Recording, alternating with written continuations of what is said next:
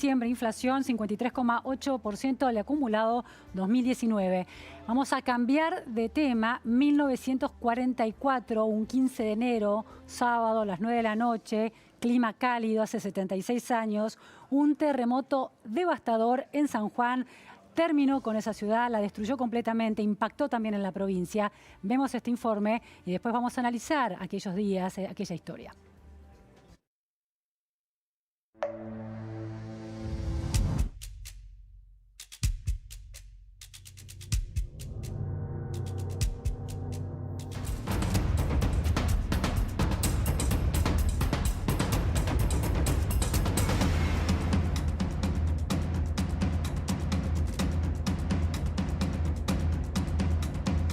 En la tarde de hoy, una comisión de artistas integrada por Luisita Beil, Olinda Bozán, Angelina Pagano, Eva Duarte y Oscar Baricelli, conjuntamente con soldados del ejército y la armada que los acompañaron, recolectó fondos entre la concurrencia de los comercios más importantes de la ciudad y otros lugares. Bueno, un evento natural, un desastre natural atravesado por la historia política argentina. Esta nota es la biografía política del terremoto de San Juan y lo vamos a hacer con la persona, el especialista, el doctor en Historia Latinoamericana, Marc Gili, que estamos en comunicación telefónica. Marc, muchísimas gracias por atendernos. Un gustazo.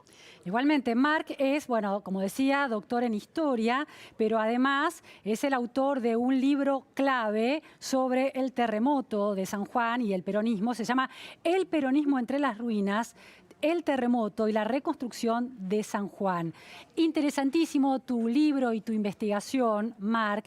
¿Cómo es que hay una historia política del terremoto? ¿En qué sentido sostenés esa afirmación? Bueno, en el sentido de que todo desastre de esa escala es un evento natural y también social y político. Y que el terremoto llegó, bueno, por lo que bien sabemos, en un momento particularmente clave de crisis en la Argentina. Entonces, tanto por la escala del desastre como por la reacción del gobierno, por la demanda del pueblo, resultó ser un momento decisivo en la conformación política nacional. Marc, ¿quién gobernaba? ¿Quién era presidente de la Argentina en ese momento y quién era gobernador en San Juan en ese momento? En ese momento el presidente era Pablo Ramírez, que había sido, Pedro Ramírez, que era general, que había surgido del golpe del 43. Y era un momento, el principio del 44, en que el gobierno militar del 43 estaba tomando un viraje particularmente nacionalista, clerical, digamos. Y en San Juan recién habían reemplazado el gobernador con un otro gobernador, un interventor, que se llamaba David Uriburu, de esos mismos Uriburus. Y era entonces un momento, un interventor recién llegado de Buenos Aires que no tenía mucha idea de nada, que decía que venía a anunciar la buena nueva de desterrar para siempre el liberalismo de la historia argentina. Y entonces llegó con sus ideas de refundar la provincia y el gobierno obviamente estaba planteando una cosa parecida en lo nacional. Y aquí vino un terremoto que dejó a la provincia en ruinas y destruyó miles de casas, dejó la mitad de la provincia sin techo y costó la vida de no sabemos exactamente cuánto, pero se estima unos 10.000 personas. Marc, entre tus hipótesis también, en tus tesis de trabajo también señalás que este terremoto que arrasa con la ciudad también arrasa con un orden social que se venía sosteniendo en San Juan e introduce un cambio político y social o intenta introducir un cambio. ¿Cuál era ese orden social? ¿En qué pilares se basaba? Bueno, era el orden social que se había basado en el boom vitivinícola. En Mendoza y en San Juan, las provincias habían sido transformadas desde finales del 19 por el surgimiento del vino como eje central de la economía provincial y había producido muchas riquezas, mucha prosperidad, pero distribuida de manera bastante desigual. Y un orden político muy dominado por los bodegueros y cierta élite política En ambas provincias hubo fuertes desafíos a ese orden en época radical por partidos disidentes de radicalismo, el cantonismo en San Juan, Sí, sí. el encinismo en Mendoza. Esos intentos cambiaron dramáticamente la política de la provincia, pero fueron derrotados por la fuerza, por intervenciones y por el asesinato de Lencinas en Mendoza. Y en los 10 años entre el último derrocamiento del cantonismo en San Juan y el terremoto, San Juan había vivido por una serie de gobiernos interinos, intervenciones, gobiernos fraudulentos, como una estructura política precaria, Claro, montada claro. para mantener ese orden social. Ese orden social basado en este monocultivo de las uvas y esta monoproducción del vino. Sí. Tenía otro costado, digo, porque fue muy llamativo la destrucción absoluta de las edificaciones, ¿no? Esto tuvo que ver también, es un correlato de ese orden social y de la Claro. eficacia en el tema de edilicio, por ejemplo. Sí, bueno, en su momento fue tal vez un poco sobreinterpretado, no es que se intentó construir una ciudad particularmente precaria, ¿no? Pero Mendoza y San Juan en mayor medida fueron ciudades construidas de barro, ciudades de adobe, a la vieja usanza colonial, pero modernizada. Y hubo varios intentos en los 20, en los 30 de reforma de la ciudad, de fortalecer las construcciones, y de hecho San Juan había tenido uno de los primeros planes de planificación, de planes generales para la ciudad un par de años antes, y ese plan había desestimado a la cuestión sísmica como un aspecto menor, que no merecía atención o preocupación. Y obviamente esa visión fue claramente, bueno, fue reveladora de lo cortoplacista que era esta mirada antes, Claro. y lo estrecho que era el proyecto social, digamos, en que se había basado este modelo de desarrollo. Los edificios cayeron en gran cantidad, muchos de los más modernos también, no era solo los edificios tradicionales. Claro. Por la fuerza del terremoto, por la falta de previsión, por la falta de un código de construcción. Ahora, eficaz. el terremoto no había llegado al tope de la escala Richter, ¿no? Había sido un terremoto serio, pero no de los más graves de todos. Sin embargo, terminó con la ciudad, o sea, destruyó completamente la ciudad. Exactamente. Sobre todo porque la ciudad, gran parte de la ciudad está construida sobre terreno aluvional, Claro. dentro del área de influencia del río San Juan. Entonces las cosas que, digamos, que llevaron a ubicar la ciudad ahí, porque era el lugar más próspero, porque se podía plantar árboles, porque era el centro de la región económica, eran también las fuerzas que geológicamente lo hacía vulnerable. Claro. Marc, en tu libro está atravesada por la historia política del peronismo. Está esta historia romántica de que, bueno, Juan Domingo Perón, como secretario de Trabajo y Previsión Social, convoca a los argentinos a la colecta para ayudar a las víctimas de San Juan, del terremoto en San Juan, y se conoce con Eva Perón, que es una de las actrices mencionadas, lo veíamos en nuestro informe, para ir también a este festival en San Juan.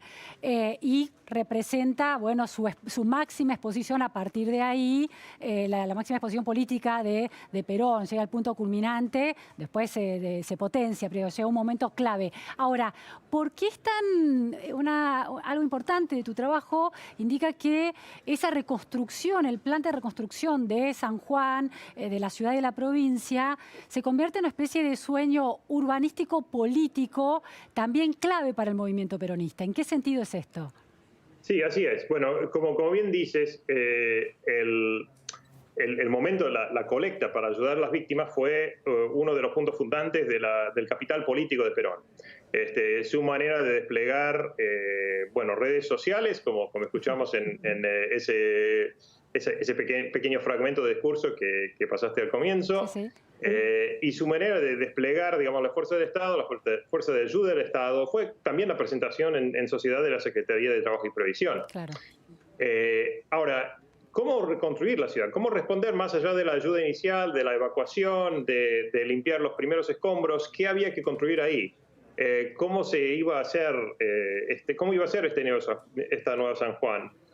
Hubo promesas fuertes del presidente Ramírez, de Perón, que pronto desplazaría a Ramírez con su aliado Farrell, y hubo una gran convocatoria. Llegó a ser importante, bueno, en primera medida porque esto ofreció un ejemplo para el incipiente peronismo, el peronismo que se estaba cuajando en este momento, que estaba forjando, de demostrar su capacidad de forma integral, ¿no? Porque la Secretaría de Trabajo y Previsión aspiraba a usar las relaciones laborales un poco como palanca para reimaginar las relaciones sociales en general, ¿no? ¿Fue una especie de laboratorio el terremoto de San Juan y la reconstrucción que se buscaba?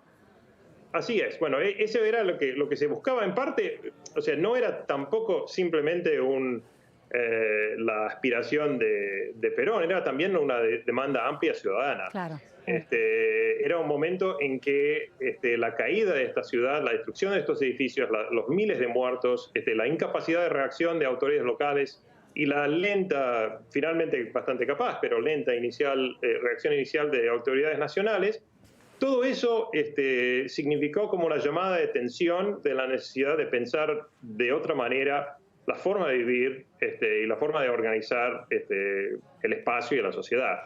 Vos definís ese plan y ese proyecto como masivo y polémico. ¿En qué sentido esto? Perdón, no te escuché bien. Definís en tu trabajo el proyecto de reconstruir San Juan como un proyecto masivo, pero también controversial y polémico. Claro, ¿En qué sentido? Bueno, en el sentido de que muchos arquitectos, ingenieros y otros interesados, digamos, élites locales, militantes locales, digamos, ciudadanos de San Juan, vieron en esto la posibilidad de llevar a cabo sus ideas de cómo reconstruir la ciudad y la sociedad. Y eso convergió con el proyecto político de Perón, pero tenían también puntos distintos sobre quién debería tener autoridad sobre esto, cómo deberían ser los edificios, cómo deberían ser las estructuras de propiedad en la nueva ciudad. ¿Cuál era, por ejemplo, algún tipo de disputa puntual, Marc? Sí, bueno, la primera disputa puntual era si reconstruimos en el mismo lugar o no. Si habría que mudar la ciudad, porque como decía antes, la ciudad estaba construida cerca del río, en tierras algo más movedizas, y había otras regiones de San Juan relativamente cerca que tenían suelos más firmes que no habían sido afectados tanto o casi nada por el terremoto. Sí. Entonces la primera idea era mudar la ciudad a Pocitos, un poco al sur, al suroeste del centro, y aprovechar la oportunidad para expropiar todo lo que era la vieja ciudad y reconstruirla en este nuevo lugar. Entonces era una idea también de reconstruir relaciones de poder, claro, propiedad, y era una primera instancia, como vendría a ser todo el proyecto, de lanzar visiones más ambiciosas de proyectos de vivienda. Ajá. Porque, bueno, por obligación había que encontrar algún lugar donde poner la gente, alguna forma de darles techo, claro, en esta instancia. Mientras tanto, había 80.000 sanjuaninos evacuados, ¿no? Que se habían ido a otras provincias. Exacto, había una evacuación masiva, y los que se habían quedado estaban ahí, digamos, pero mayormente sin techo. Entonces el gobierno empezó un proyecto de vivienda de emergencia, y por otra parte encontraron unos arquitectos, varios grupos se presentaron y algunos quedaron como los arquitectos encargados de imaginar una nueva ciudad, inicialmente trasladándola. Marc, Marc, finalmente este proyecto de reconstrucción de San Juan después de este terremoto tan crítico y dramático fue más exitoso para cambiar las relaciones, este peso del mundo bodeguero en San Juan dentro de la provincia, o para exponer a Perón y a sus ideas políticas a nivel nacional? Bueno, diría que en parte ambas cosas. O sea, fue efectivamente el lanzamiento político de Perón y fue un proyecto que estuvo muy fuertemente ligado con él inicialmente, aunque por estos desafíos y peleas que hemos comentado, finalmente quedó algo desvinculado, no quedó como el caso testigo del peronismo, claro, a nivel nacional. Claro. Sin embargo, se reconstruyó. Es decir, no de forma tan reorganizada o tan radical como inicialmente se había propuesto el peronismo, o como habían propuesto algunos de los arquitectos más ambiciosos. No se hizo el traslado, no se hicieron las visiones. Toda una fila de arquitectos modernistas pasaron por San Juan intentando hacerlo, digamos, una Brasilia avant la letra, si se quiere. Eso no ocurrió, pero sí ocurrió la reconstrucción de una ciudad mucho más igualitaria, mucho más próspera, mucho más sólida, con un código de construcción, una forma de supervisar la construcción que hizo que no habría este tipo de tragedias en el futuro. Marc, la colecta que organizó Perón inmediatamente después del terremoto, representó en la visión de ese secretario de Trabajo todavía no tan conocido una nueva manera de ejercer la ciudadanía. Así es, y es muy interesante el contraste entre lo que hace él y lo que hace el entonces presidente y otros líderes del régimen militar. Esos otros líderes están llamando al pueblo a arrepentirse, a rezar, a actos de duelo. Perón también, obviamente, acude a actos de duelo y los procesos de pérdida, pero ve eso como una oportunidad para reorganizar organizar la ciudadanía para producir otra cosa, digamos, una sociedad más robusta, más solidaria. Muchísimas y es muy divertido, perdón, es muy divertido en esos días si uno mira, hay infinidad de, no solo la colecta oficial, sino todo miles de mini colectas entre presos comunistas en Neuquén, entre la sociedad, una organización israelita en Mendoza, entre exiliados argentinos en Estados Unidos, toda una serie de otros grupos que convergen, pero claro, contribuyen a este proyecto de Perón, queriendo o no. Muchísimas gracias, Marc. Y desde allí, en esta idea de biografía política de un terremoto en San Juan. Muchas gracias. Un gran placer, Luciana. Muchísimas gracias. Vemos entonces este informe a 76 años, un 15 de enero de 1944, sábado 9 de la noche, clima cálido, un cimbronazo que dura segundos y destruye una ciudad y una provincia. La voz de Perón en el fondo.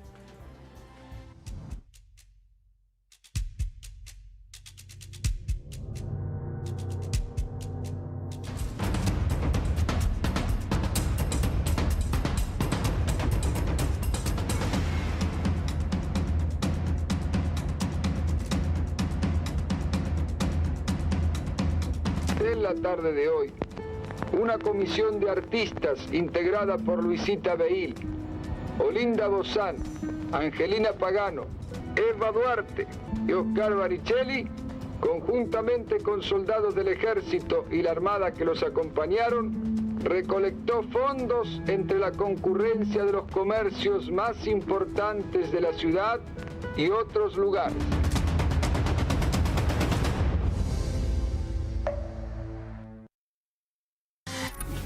¿Estás viendo?